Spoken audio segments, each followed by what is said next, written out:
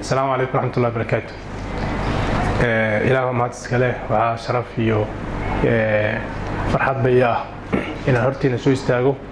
anoo ka arinsanayna arin bulsho oo muhiim ah oo anagana saameynaysa dhamaanteen.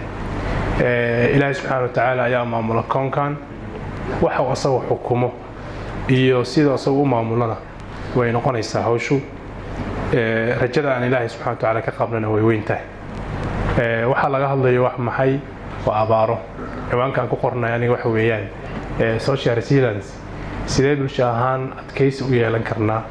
ama la qabsi in abaartii waxay noqotay wax nolol-maalmeedkeena ka mid ah oo sanad walba iyo mar walba waa laga sheekeeyaa. Historically marka laga hadlayana taariikh ahaan Soomaaliya waa wax ay ku tahay caanba oo 10 sano marba dhici jirtay hadda ka yar bay dhacdaa. haddana waxaan la wadaagnaa adduunka caalamka isbedelka cimilada ee ka dhacay ayaynu la wadaagnaa arintaas oo adduunka oo dhan baa disasterka ama dhibaatooyinka ku jira. waxay dhahaan waa universal problem, waa dhibaato caalami ah oo maanta Mareykankii abaarta waxa ka sheeganay muddo dhow Ingiriiska ka sheeganay dowlado badan baa dhibaatadaas ay gaadhay. Saadarte marka in laga sheekeeyo iska wacyigeliyo laga hadlo laga qaato maxaa la siyaasado iyo go'aano sidii dadka iyo deegaankaba loo badbaadin lahaa waa wax muhiim ah. qadarka Ilaahay qadaagiisa iyo xukunkiisa kama hor iman karno, laakiin Ilaahay subhanahu wa ta'ala quraanku sheegayo ظهر الفساد في البر والبحر بما كسبت أيدي الناس ليذيقهم بعض ما عملوا لعلهم يرجعون. waxa aynu ka dhacay adduunka maanta oo isbedelka cimilada keenay daadadka iyo kuleylka adduunka keenay abaaraha dhibaatada dhacday waxa ugu badan waxa weeye bilaadanka waxa ay gacmahooda ku kasbadeen.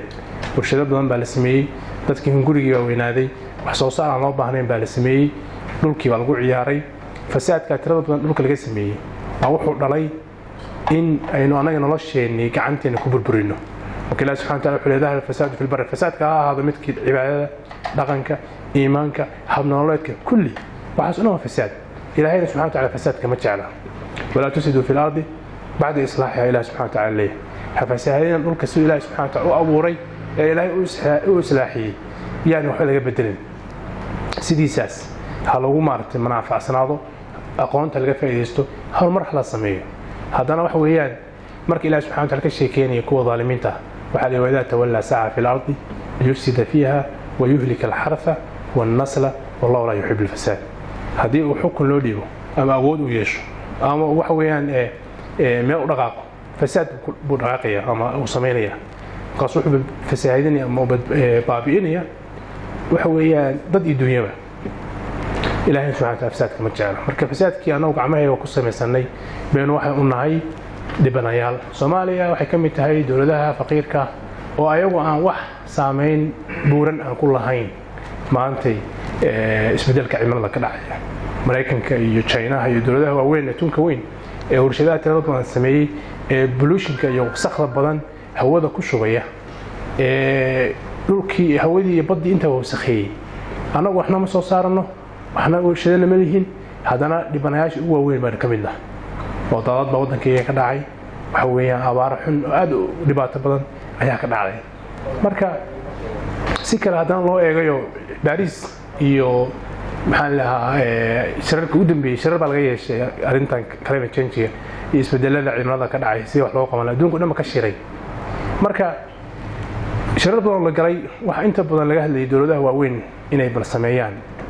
dhimis ay qiiqa hawada ay ku sii deynayaan.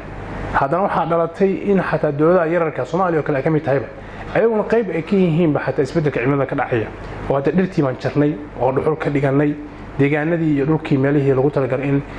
dadku xoolaha ay daaqaan baynu deegaan ka dhiganay barkeedo iyo waxyaabo loo baahnayn oo laga maarmi karo wadooyin waxaas oo dhan. marka waxay baabi'iyeen in maaragtay dhulkii wax ka soo baxaan oo roobkii geeduhu ay soo jiitaan maxaa la biosystemka dhan deegaanka dhan nolosha ka jirta iyo xayawaankii wixii dhan meel maaragtay la dagaalanay oo anaga lafteena qayb baynu ka nahayo mas'uuliyadna qayb ka qaadano waa muhiim. intaas markaynu eegno maanta hal dawlad oo adduunka ka mid ah adduunku dhan wax isku xiran buu noqday oo cara edega ama maxaa la globalizationka adduunka ka jira wuxuu keenay in noloshii oo dhan adduunkii isku xirnaato. oo maanta Soomaaliya waxay saameyn ku yeelan kartaa Mareykanka wax ka socda dawladda Geeska Afrika ku taal Geeska Yurub ku taal waxa ka dhacaya ba waxa ay saameyn ku yeelanaysaa adduunka dhan bay saameyn ku yeelanaysaa Ukraine hadda dagaal ka dhacaya Soomaaliya saameyn ku yeeshay waayo Soomaaliya waxa inta ugu badan raashinka aan soo dhafsano dibadda ka yimaada anjeelada soo ku quraacano burka laga sameeyo waxa weeyaan waxa laga sameeyaa qamadi iyo sarreen wadamada ugu soo saarka badan China waxay ahaayeen maxay Ukraine marka qaar abaara ka dhaceen iyo ka dagaal ay ka dhaceen dhibaatadaas oo naga saameyn ugu yeelatay ina si dhulkeen si fiican uma beerano waxaynu cunano ma soo saarano waxaynu xirano ma soo saarano waxaynu dhibaato badan marto ku jirnaa saadabtii marka in laga sheekeeyo arinta waa muhiim dalka Brazil iyo Latin America ilaa Mareykanka waxa ku yaala maxaa qaadaadka ama kaymaha ugu waaweyn adduunka oo la yiraahdo Amazon kaymahaas waaweyn oo adduunka ku yaalay saameyn bay ku yeelanayaan adduunka maanta hawada iyo si isku bedelayso madaxweynaha Brazil wuxuu sheegay in wadankiisu wax saar badan u sameeyo kaymaha qaar kunta ee jiraan ay beera ka dhiganayaan adduunka dhan baa qayliyay haddii kaymaha la jaro waxa weeyaan kuleylka si ziyaadiya dhibaato badan baa dhacaysa saadarteed marka maxaana la gudboon inay waxay noqotay abaarihii dhibaatadii dhacaysay waxay noqotay waxaynu astaan bay noqotay waxaynu noolahay way noqotay maxaa marka la gudboon si uu ku sheegay in siyaasadda laga yeesho go'aano bulsho iyo go'aano dawladeed ay meesha ka yimaadaan waxaan akhrinayay qorshe qaran waa qoran yahay oo dawlad waxa ka shaqeeyay hay'adaha iyo dawladda waxa ka shaqeeyay laakiin haddana ma aha wax facaal ah oo hadda dil yiraahdo maanta maxay Soomaaliya ay qorshe ka leedahay si ay maxay isbedelka cimilada iyo abaaraha qorshe ma jira waa un xibr ala waraqa laakiin dhaqan gelintiisa waa wax si qoran laakiin in la dhaqan geliyay wax muhiim weyn saddex meelood ama saddex point waaweyn oo muhiim ah buuga hadlaya qorshahaas mid kale waxa weeyaan in la sameeyo dhulka si fiican loo maamulo oo dhulkii aan jaritaanka laga daayo dhuxushii la joojiyo deegaameysiga aan loo baahnayn si loo helo sustainable land management si dhulkii si waaritaana biyo waara maxaa la yiraahdaa deegaan waara si loo sameeyo oo xayawaankii ay ugu noolaadaan waa in la dhiirigeliyaa in dib deegaankii dhir lagu beero laga ilaaliyo dhirta in la jaro noqoto cultural change iyo uu dhaco bulshada ay dhacdo in dhaqankooda isbedelo hab cunisteena iyo hab dhaqankeena hab nolosheena dhan in isbedesho oo baadiyaha maanta ana waxaan xoolo raacato xoolihi baa daba jooga laakiin xoolo dhaqato rasmi ma nihin waxa loo baahan marka xoolo dhaqato rasmi si aan noqono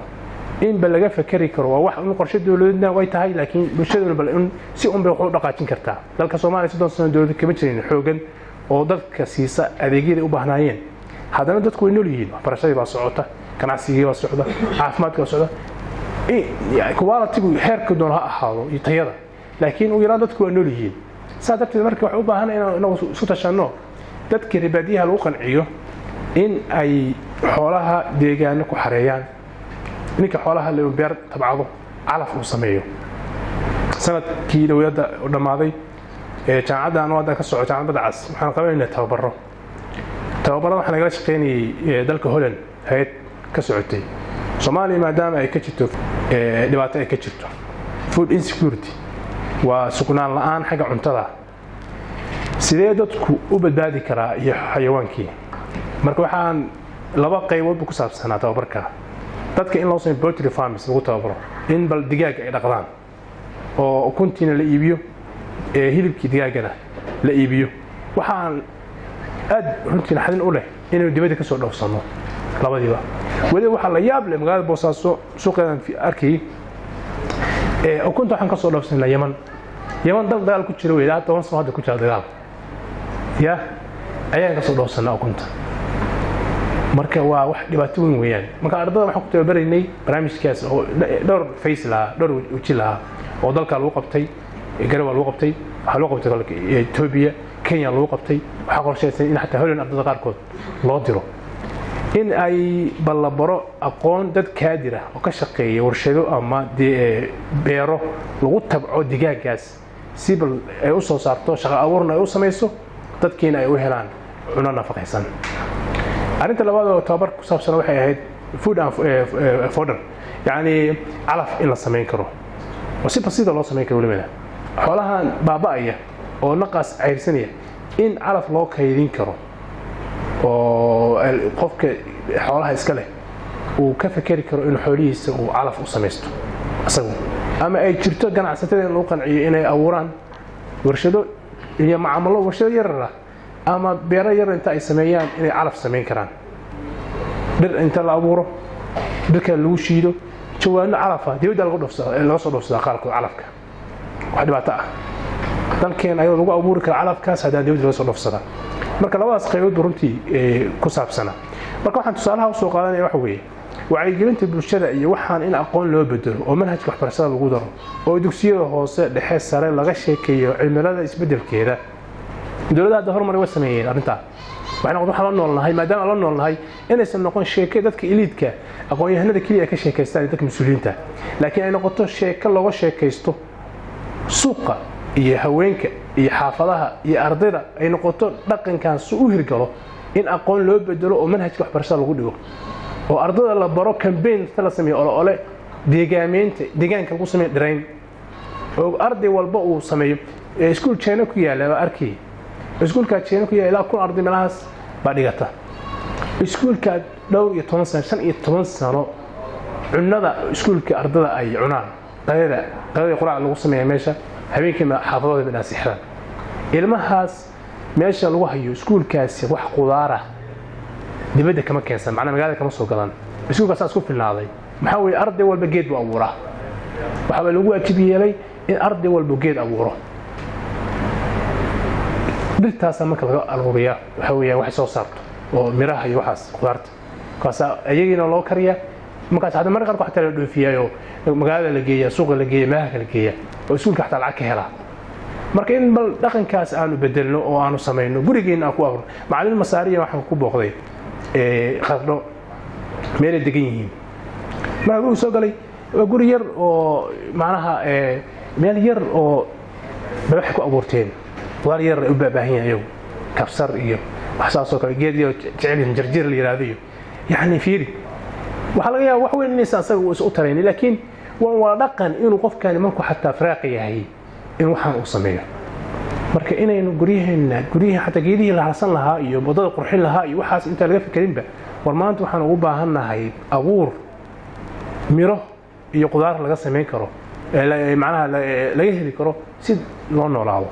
waa wax maartay iyadana muhiim marka waxa ugu muhiimsan wax weeyaan qorshaha koobaad inuu bulshada aan ku wacyigelin wax weey in aynu deegaanka dhiraynta ka qayb qaadano oo ololahaas la sameeyo dhirtaas waxay keenaysaa inay hawo macaan laga helo oo fiican nadiif ah in laga helo maxaa roobkii iyo deegaanka markuu cagaarto roobka xataa way soo jiidanaysaa hawada dhan baa maartay nadiif noqonaysa har baa laga helayaa waana ajirba oo sadaqaadka jaariga bay ka mid tahay in geedkaas cid kasta oo harsata ama shimbir walba ku deegay wax ka cuna xataa marka waxa weeyaan waxaynu dadku wacyigelinayo waxaan aaminsanahay thaqaafo iyo diin aan aaminsanahay geed in la beero oo wax maartay loo baahan yahay in la jaraayo inay tahay dambi weyn oo Ilaahay subhanahu wa ta'ala laga geliyo bulshada laga geliyo inuu fasaadka ka shaqeynay biqeyb ka tahay waxa kale iyadana muhiima in la sameeyo maxaa yiraahdaa water resource management meelaha ilaha biyaha aan ka helaynaa si fiican in aan maamulno in ceel la helo barkada la helo biyaha waxaan arkaynaa hadda abaarta waxa ka daran oo isbedelka cimilada khatarta u keenay waxa kamid ah in xataa filanshawa uncertainty rainfall roobka da'aya ma wala filan karo unpredictable way wax la qiyaasi karo ma يعني waxa weey roob saacado badan da'aya baa laga yaabaa wadankeena ka da'aan way dhacday deegaano aan laga filanayn roob inuu ka socdo 10 saac oo xiriir ah buu ka da'ay daadad aan la filanayn habeen saqdhex waa arkaysan qarno wax ka dhacay dad aan la filanayn magaalada xataa ageeda roob ka da'ay uma soo galay biyo ka da'ay deegaano fog ka da'ay laga yaabaa dhulkaas maxaa yiraahdaa tugdheer roob ka da'ay baa qarna dadku biyo ku maasheenay marka waxa filanshawaagaas aba khatar ka ah abaartu waxay u duwan tahay waxyaabaha catastrophic ama dhibaatooyinka waaweyn ee dhaca sida dhul gariirka daadadka tsunamida dabeelaha waaweyn oo maartay duufaanada ah waxay uga duwan tahay kuwaasi lama wax la sii qiyaasi kara ma aha laakiin abaartu marka ay soo socoto raadadkeeda iyo maxaa yeelay fafaalaheeda wala arki kara forecasting bala sameyn kara warwa jidalkii baa la galay naqi waa sii waxay sameeyaan biyihii waa sii yaraanayaan ilaa macluusha la tagay intaasoo dhan waqti bay qaadataa waxyaaba ugu fudud waa dhib badan tahay laakiin waxyaaba ugu fudud waxyaabaha dhacay ka mid tahay laakiin urguriirka ilaahay naguma keeno wax la filan kara ma aha ogaada marka nimcooyinka aanu haysanno dalka Japan maalin walba urguriir baa ka dhaca laakiin ayagu si ay uga qabsanaan hadda waxaan ka sheekeynaa resilience adaptation inaan la qabsanno abaarta ayagu si ay uga qabsadaan noloshooda dhan bay waxay u diyaariyeen urguriir bay u diyaariyeen guryahooda qaabkii u dhiseen designkooda waxay u diyaarsan tahay inuu urguriir ku adkeysan karo waxay u diyaariyeen dhaqankooda marka wax yar gariir la dareemo ilmaha yarka iyo qofka weyn intaba qaabku isku badbaadin lahaa uu sameeyaa hada anagu waxa uu ugu sokeeyo aan sameyn karno ma ilaahay naguma keeno meeshaan ay dhaqaaqdo waxa miiska hoos gala miiska ugu yaraan wala hadaas ordaysiis kugu dhicin miiska aan hoos galo oo ka dhigto protection marka waa dhaqan la baray weey waa dhaqan la baray marka waxaan abaarti inay waxay ka noqoto nolosheena ka mid tahay inaynu dhaqankeena bedelno oo qaab ula qabsano waxa marka biyahaas in la helo waa muhiim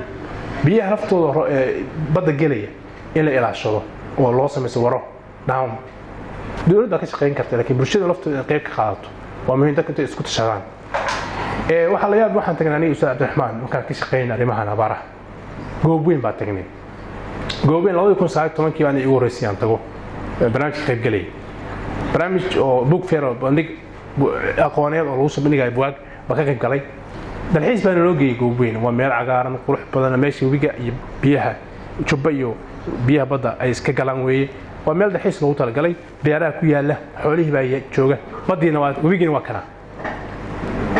2022 had sanadkan aan tagay meeshii oo abaaro indhaha maartay aad siisan karay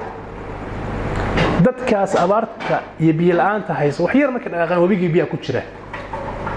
waxaan ku dhex aragnay kalluun ay ka soo saarteen meelaha qaarkood anaga da jaan baa dhahnaa badda markii biyaha soo dhulka soo gasho laakiin wabiga kale marka uu kanaalo waaweyn uu sameeyaa jira magac uu yaqaan eega marka ay noo sheegeen koonfur laga isticmaalo meelahaas kalluun baa ku abuurma kalluunkaas soo dabteen kaamka qaxootiga isku soo arooreen dadka abaara ka yimid baa loo gadayaa kalluunkaas oo dadku ay karsanayaan waxa la yaab la marka meeshu inuu abaar ka dareemayno ilaahay subxaanahu wa ta'aala meelka aanu ka helno nafaqo iyo cunno iyo baa noo taala kayd kale dawladaha waxa lahaynba ya hadii marka deegaanku abaar ay ka dhacdo bad iyo kalluunkii baa laga helay dadku markay dhintaayeen waxa weeyaan isgaalada waxay dhahaan mootay dhimasho laga baaqsan karay ilaahay muxuu tahay ila jaa ajalhum la yastakhnu saa'a wa amisanna qofku dii ajash timaado saacad ma jirto la dibdhigaayo laakiin waxaan dhimasho laga baaqsan karay waxay ka wadaan si doqonnimo inaad u dhimato ya adoo cagaarkii iyo wixii suuqaadka ka heli kara suuqa inaad anemia ay ku disho ya ina gaajo u dhimato adoo badii halkan ay taalo oo kalluunka heli kara waa nacasnimo marka nacasnimadaas runtina haysaayay waa anagii oo ka maartay aan shaqeysanayn fikirayn waxa soo dhan marka bulshada inaan ka wacyigelino ay muhiim ay tahay arrinta saddexaad oo aan ku soo gabagayn waxa disaster managementiga ustaadka runtii wax ka taabtay inaynu bal hadii dib dhaco si loo maamuli karaa inaan iska sheekeyno isku oyno ina dad maaha laakiin in qorshe la yimaado oo ay qorshe qaran la yimaado ila yimaado ali maxaa yada system oo dadka loogu digaayo dawladda inay leeyihiin abaartii waa soo dhow hada precautions la sameeyo halaga gaashaanto qorshaha la sameesto waxa soo dhan loo baahan yahay runtii waxaan rajeynayaa marka in aynu wacyigelintaas aynu sii balaarino hay'ad daamun oo arrinta ka shaqeynaysay kaliya inaan dadka siino raashinkaas iyo biyahaas kaliya maahe wacyigelintana qayb baanu ka nahay barnaamijkan wuxuu ka mid yahay barnaamijyada lagu wacyigelinayo sanadkii dhaweyd waan qabanay barnaamij weyn oo ardayda jaamacadaha ku wacyigelin gaar ahaan jaamacadda Badda Cas oo aan uga sheekeynay bal si cilmiyeysan in dadka lagu sharxayo ardayda waxa ay tahay climate change maxaa isbedelka cimilada keena sidee bulshadu ay la dhaqmi kartaa waxa soo dhan martay wax loo baahan yahay markaas ugu dambeeyay waxaan u madcelinayaa xarunta hadaf oo runtii ka qaadatay wacyiga bulshada deegaankan inay kor u qaato dawladaha runtii iyo maamulka jiray in laftooda lagu baraarujiyo in bulshada wax u baahan yihiin ay ka shaqeeyaan